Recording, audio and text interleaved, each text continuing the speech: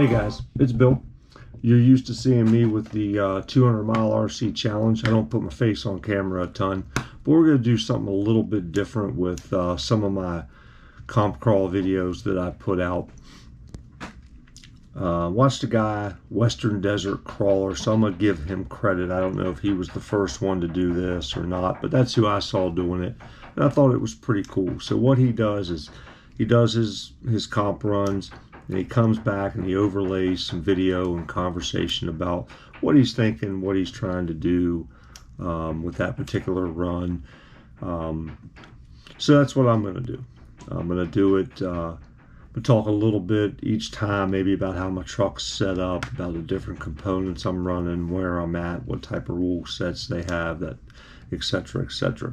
So when guys come to me and they say, "Hey, I want to get into the comp scene, I want to check it out," first and best piece of advice I can give them is, hey, read the rules. Once you've read the rules once, read them again. Once you've read them twice, have a snack, have some lunch, come back, read them a third time. Understanding your rule set is critical, especially your penalty point structure, whether it's, how your winch has to hook up, whether it's a natural hold, whether it's a winch stick, whether it's, you get 5 points for a rollover, 1 point for a reverse, no points for a reverse. Those things are important because it changes a little bit about how you drive. So you've got to know that. Which penalty is less, whether you're going to take a touch or a reposition penalty versus a rollover penalty if you're in a bad situation. So anyway, I'm going to go through one of my videos here. This is a pretty quick, short one. It was done at Backhill's of PA, or Backhill's RC of PA, up outside of York, Pennsylvania.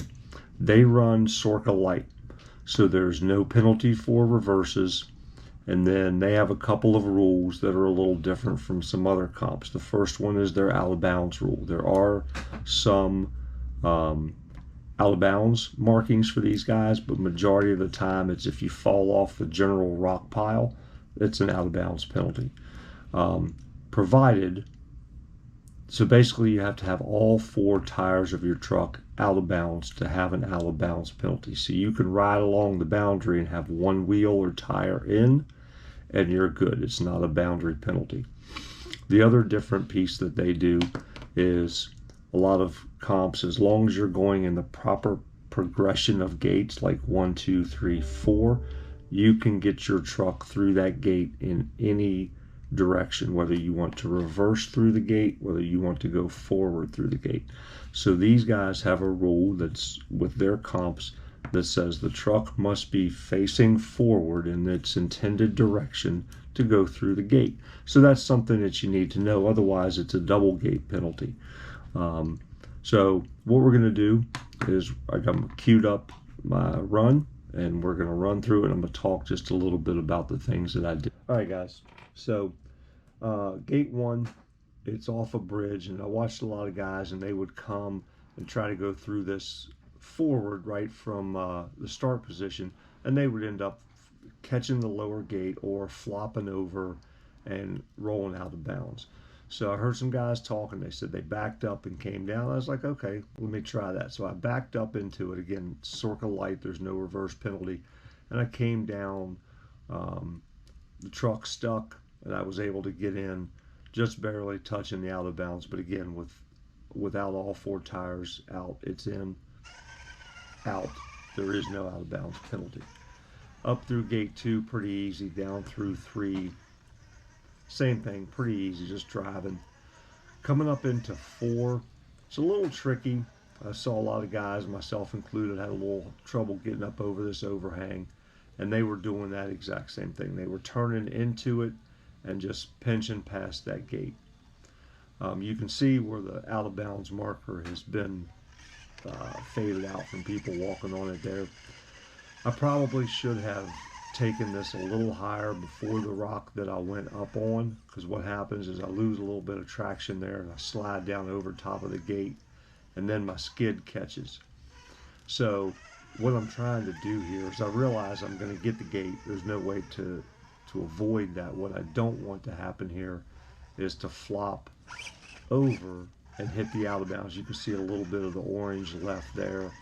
I just didn't want to flop and pick up that penalty. I was going to get the gate. I took it, and I checked my progression to make sure I had my full progression through the gate, and then move on to number 5. 5 is a little downhill. It's a little tricky. You got to make sure you're lined up. Again, what you don't want to do here is flop out of bounds and risk that 10-point penalty. So I let the traction hook up, and it walks right down that rock. 6 is pretty easy. You can see here the out of bounds markers are painted a little bit better where people haven't disturbed them as much. This should be, Is that progress though, or no? maybe this is 8. So coming up onto 8, got a little high centered here, backed up to make sure that I had good traction to pop it up. And I'm just going to give it a little blip on the throttle and up onto the rock. Turn down through. Again, you can see where the out of bounds is here. And this is late in the day, so the course is pretty eaten up. This was a much easier transition up and through here, going through 9. And then I'm going to turn up the hill, and I'm going to back down. Again, no reverse penalty, but you're going to watch the judge. He's going to point out the out of bounds line, and I'm going to make sure I keep one wheel tire inside of that boundary so there's no issue there and there's no penalty. Again, you can see where it's gotten dug out there. People early on didn't see this line. It took folks a little bit of time to find it, and once they did a pretty good job of digging it out.